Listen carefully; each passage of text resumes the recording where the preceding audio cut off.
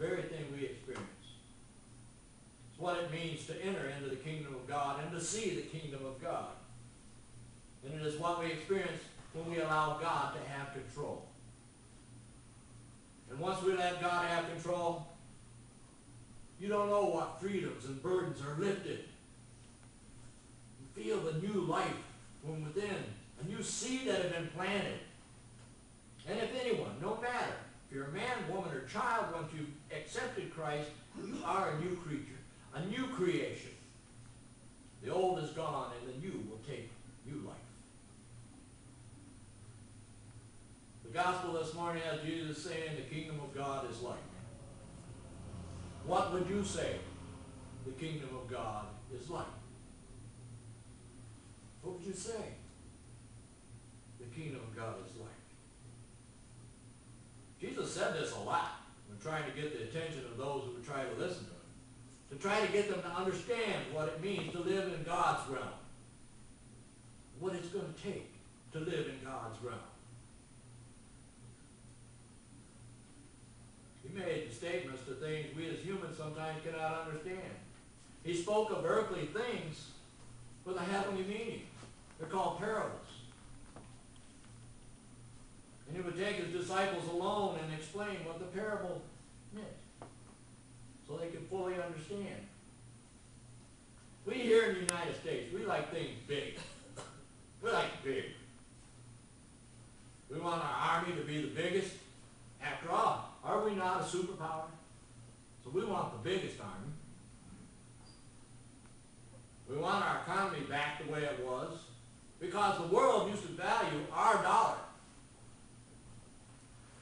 We want the biggest houses, the biggest cars, the biggest TV sets. We want everything supersized. Go to McDonald's. And one of the things they're going to ask you, do you want to supersize this? I mean, how fat are we getting in this country? We got to have everything supersized. I mean, I'm fixing to join Weight Watchers just so I can downsize. I'm tired of supersizing everything. So we tend to sometimes doubt the effectiveness of small things. We always put our doubts in, that's too small. I don't think it's going to work. Too small. The bigger the better. And the bigger we have, the more we could boast about it. To be able to keep up with the Joneses. Jesus turns the paradigm of success on its head, though, with the parable of the mustard seed. The kingdom of God is like the mustard seed. The mustard seed. I've seen, not the black one, but the other kind. If you drop it, you'll never find it again. So what kind of a kingdom is like that? One you can't hardly even see. You know, we don't want to live in a tiny heaven. No, we don't want to live in a tiny heaven. We want a heaven so vast we don't know where it ends. We don't know where it begins. That's the heaven we want to live in.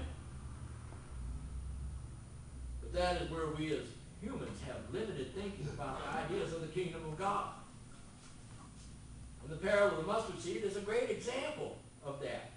And Jesus explains that even though it's the smallest of seeds, it grows into the greatest of shrubs. It becomes a sustainer of life. A welcome shelter. Food source. Everything under its path. And a person that scatters the seed on the ground, whether they sleep or get up, the seed still sprouts, the seed still grows, and they really don't know how.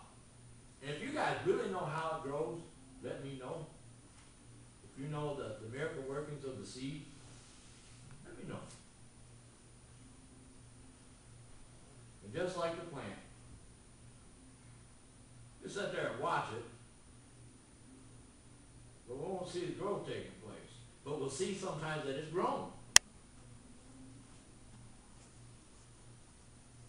When we take a look at our lives on a day-to-day basis, we may not be able to see the Christian growth and maturity.